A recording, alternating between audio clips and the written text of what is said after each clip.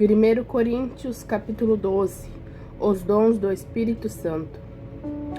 Acerca dos dons espirituais, não quero, irmãos, que sejais ignorantes. Vós bem sabeis que ereis gentios, levados aos ídolos mudos, conforme éreis guiados. Portanto, vós quero fazer compreender que ninguém que fala pelo Espírito de Deus diz: Jesus é anátema, e ninguém pode dizer que Jesus é o Senhor, senão pelo Espírito Santo. Ora, há diversidade de dons, mas o Espírito é o mesmo. E há diversidade de ministérios, mas o Senhor é o mesmo. E há diversidade de operações, mas é o mesmo Deus que opera tudo em todos. Mas a manifestação do Espírito é dada a cada um para o que for útil. Porque a um pelo Espírito é dada a palavra da sabedoria, e a outro pelo mesmo Espírito a palavra do conhecimento, e a outro pelo mesmo Espírito a fé, e a outro pelo mesmo Espírito os dons de cura, e a outro a operação de milagres, a outro a profecia, a outro o dom de discernir os espíritos, a outro a variedade de línguas, e a outro a interpretação das línguas. Mas um só e o mesmo Espírito opera todas estas coisas, repartindo particularmente a cada um como quer. Unidade na diversidade. Porque assim como o corpo é um e tem muitos membros, e todos os membros, sendo muitos, são um só corpo, assim é Cristo também.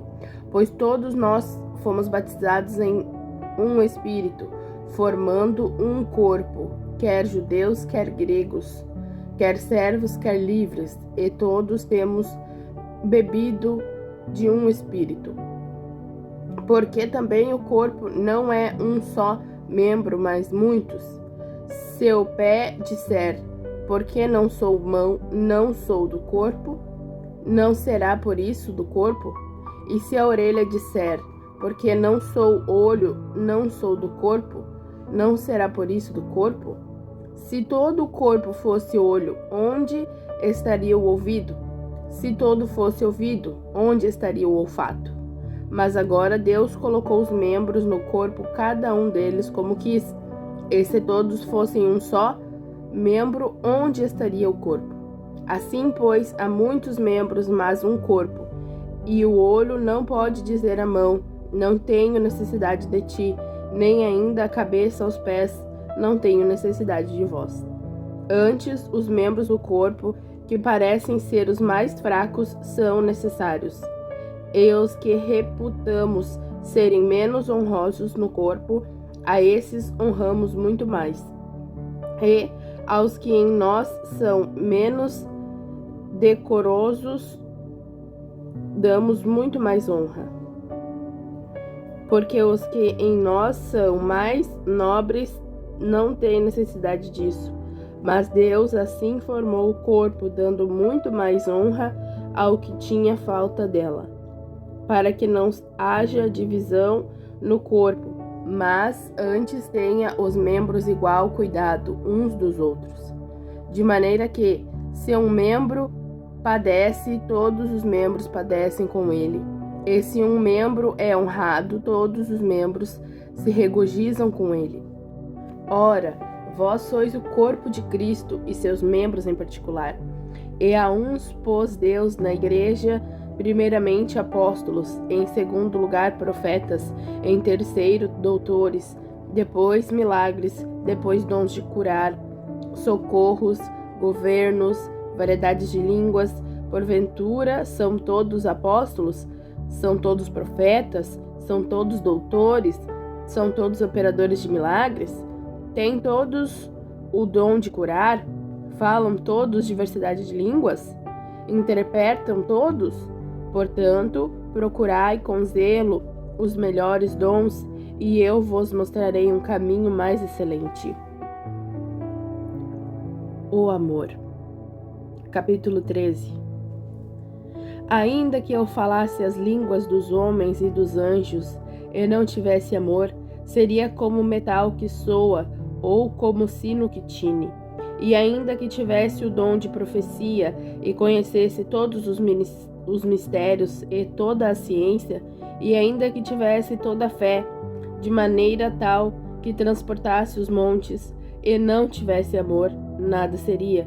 E ainda que distribuísse toda a minha fortuna para o sustento dos pobres, e ainda que entregasse o meu corpo para ser queimado, e não tivesse amor, nada disso me aproveitaria. O amor é sofredor, é benigno, o amor não é invejoso, o amor não trata com leviandade, não se ensoberbece, não se porta com indecência, não busca os seus interesses, não se irrita, não suspeita mal, não folga com a injustiça, mas folga com a verdade. Tudo sofre, tudo crê, tudo espera, tudo suporta. O amor nunca falha, mas havendo profecias, serão aniquiladas, havendo línguas, cessarão.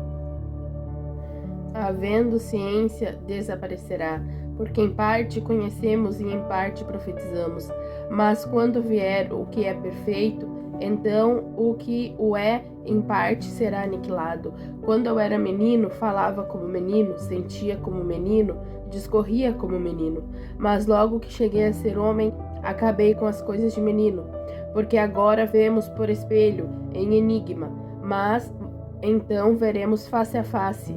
Agora conheço em parte, mas então conhecerei como também sou conhecido. Agora, pois, permanecem a fé, a esperança e o amor, estes três, mas o maior destes é o amor. Capítulo 14. O dom de línguas na igreja. Segui a caridade e procurai com zelo os dons espirituais, mas principalmente o de profetizar. Porque o que fala em línguas desconhecida não fala aos homens, senão a Deus, porque ninguém o entende, e em espírito fala mistérios. Mas o que profetiza fala aos homens para edificação, exortação e consolação. O que fala em línguas desconhecida edifica-se a si mesmo, mas o que profetiza edifica a igreja. E eu quero que todos vós faleis em línguas, mas muito mais que profetizeis, porque o que profetiza é maior do que o que fala em línguas, a não ser que também interprete para que a igreja receba edificação. E agora, irmãos, se eu for ter convosco falando em línguas, que vós aproveitaria, se não vos falasse, ou por meio da revelação, ou da ciência, ou da profecia, ou da doutrina. Da mesma sorte, se as coisas inanimadas que fazem som, seja flauta, seja citara, não formarem sons distintos, como se conhecerá o que se toca com a flauta ou com a citara?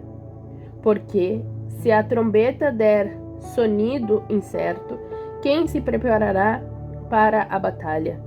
Assim também vós, se com a língua não pronunciardes palavras bem inteligíveis, como se entenderá o que se diz? Porque estareis como que falando ao ar. Há, por exemplo, tanta espécie de vozes no mundo, e nenhuma delas é sem significação. Mas, se eu ignorar o sentido da voz, serei bárbaro para aquele a quem falo, e o que fala será bárbaro para mim.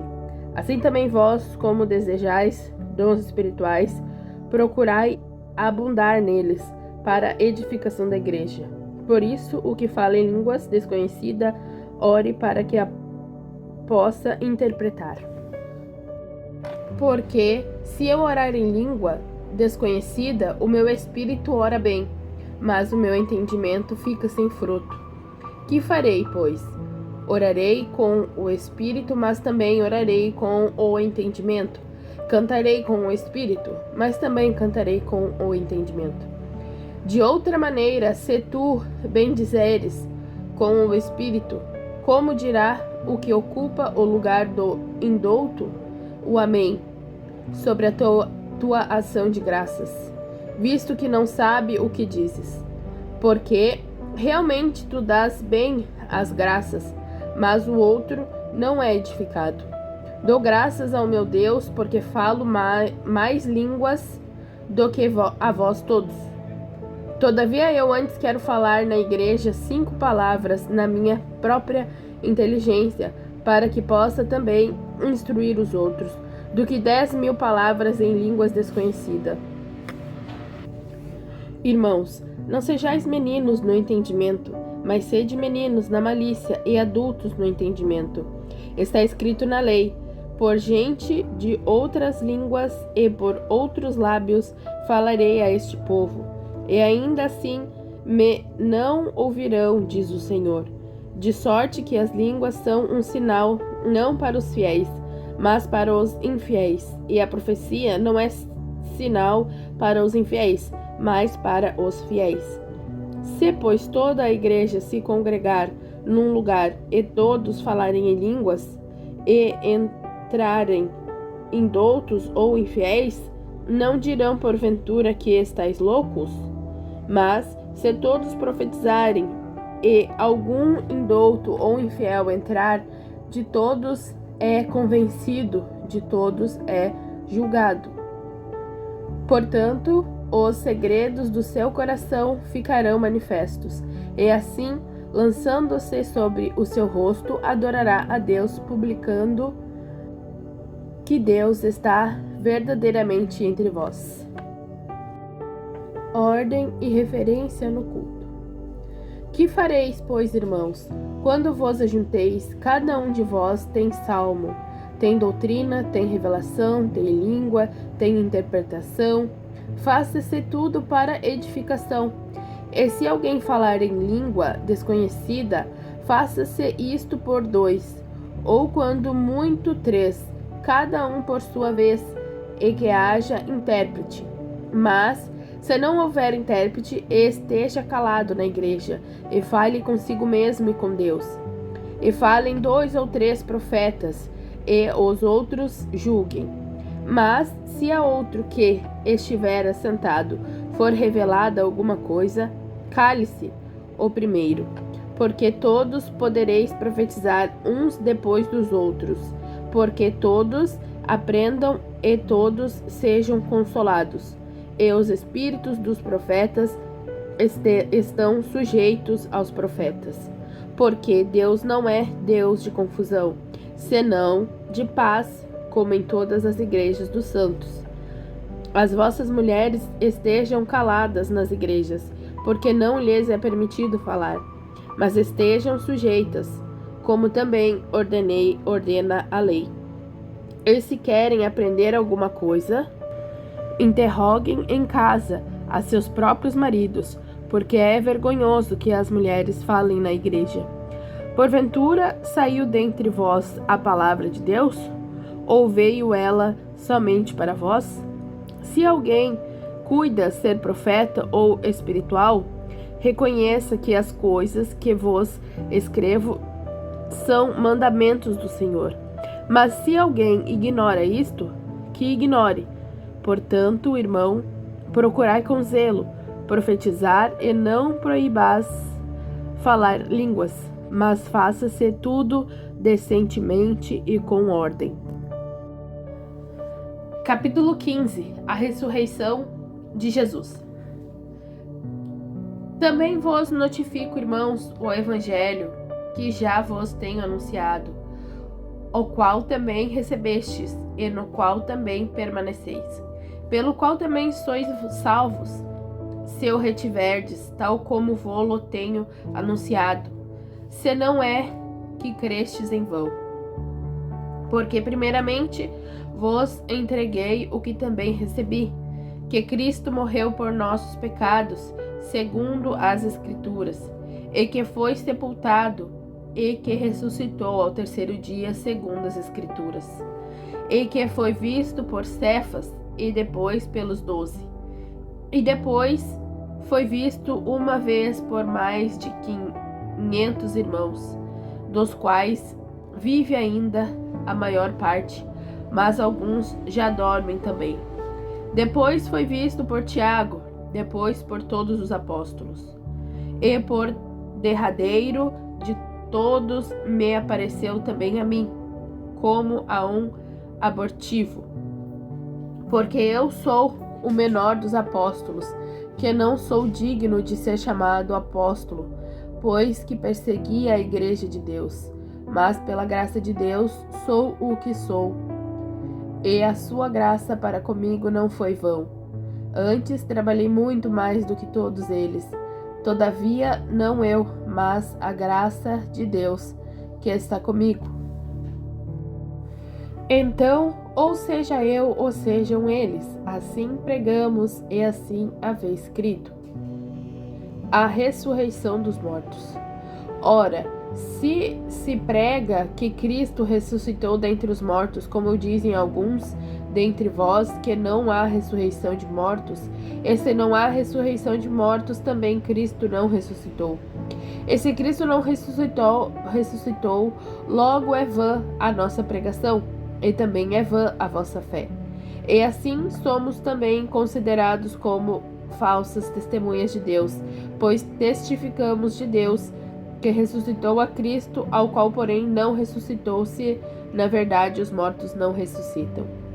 Porque se os mortos não ressuscitam, também Cristo não ressuscitou. E se Cristo não ressuscitou, é vã a vossa fé, e ainda permaneceis nos vossos pecados. E também os que dormiram em Cristo estão perdidos. Se esperamos em Cristo só nesta vida, somos os mais miseráveis de todos os homens. Mas, de fato, Cristo ressuscitou dentre os mortos e foi feito as primícias dos que dormem. Claro está que se excetua aquele que lhe sujeitou todas as coisas. E quando todas as coisas lhe estiverem sujeitas, então também o mesmo Filho se sujeitará àquele que todas as coisas lhe sujeitou, para que Deus seja tudo em todos. Doutra maneira que farão os que se batizam pelos mortos, se absolutamente os mortos não ressuscitam, porque se batizam eles então pelos mortos, porque estamos nós também a toda hora em perigo. Eu protesto que cada dia morro, gloriando-me em vós, irmãos, por Cristo Jesus, nosso Senhor. Se como homem combati em Éfeso contra as bestas, que me aproveita isto, se os mortos não ressuscitam? Comamos e bebamos, que amanhã morreremos. Mas vos enganeis, as más conversações corrompem os bons costumes. Vigiai justamente e não pequeis, porque alguns ainda não têm o conhecimento de Deus. Digo-o para vergonha vossa. O corpo ressurreto. Mas alguém dirá: como ressuscitarão os mortos, e com que corpo virão? Insensato, o que tu semeias não é vivificado, se primeiro não morrer? E quando semeias, não semeias o corpo que há de nascer, mas o simples grão, como de trigo ou de outra qualquer semente. Mas Deus dá-lhe o corpo como quer, e a cada semente o seu próprio corpo. Nem toda carne é uma mesma carne, mas uma é a carne dos homens, outra a carne dos animais, outra a dos peixes e a outra a das aves. E há corpos celestes e corpos terrestres, mas uma é a glória dos celestes e outra a dos terrestres. Uma é a glória do sol, outra a glória da lua, e outra a glória das estrelas, porque uma estrela difere em glória de outra estrela. Assim também a ressurreição dentre os mortos: semeia seu corpo em corrupção, ressuscitará em incorrupção. Semeia-se em ignomínia, ressuscitará em glória. Semeia-se em fraqueza, ressuscitará com vigor. Semeia-se corpo natural, ressuscitará corpo espiritual. Se há corpo natural, há também corpo espiritual. Assim está também escrito: o primeiro homem, Adão, foi feito alma vivente. O último, Adão, espírito vivificante. Mas não veio primeiro o espiritual, senão o natural, e depois o espiritual. O primeiro homem da terra é terreno, o segundo homem, o Senhor, é do céu. Qual o terreno, tais são também os terrestres. e qual o celestial, tais também os celestiais. E assim como trouxemos a imagem do terreno, assim traremos também a imagem do celestial. E agora digo isto, irmãos, que a carne e o sangue não podem herdar o reino de Deus, nem a corrupção herdar a incorrupção. A glorificação. Eis que vos digo um mistério. Na verdade, nem todos dormiremos, mas todos seremos transformados, num momento, num abrir e fechar de olhos, ante a última trombeta, porque a trombeta soará, e os mortos ressuscitarão incorruptíveis, e nós seremos transformados, porque convém que isto que é corruptível se revista da incorruptibilidade, e que isto que é mortal se revista da imortalidade. E quando isto que é corruptível se revestir da incorruptibilidade, e isto que é mortal se revestir da imortalidade, então cumprir-se-á a palavra que está escrita: tragada foi a morte na vitória. Onde está, ó morte, o teu agrilhão? Onde está, o inferno, a tua vitória? Ora, o agrilhão da morte é o pecado, e a força do pecado é a lei.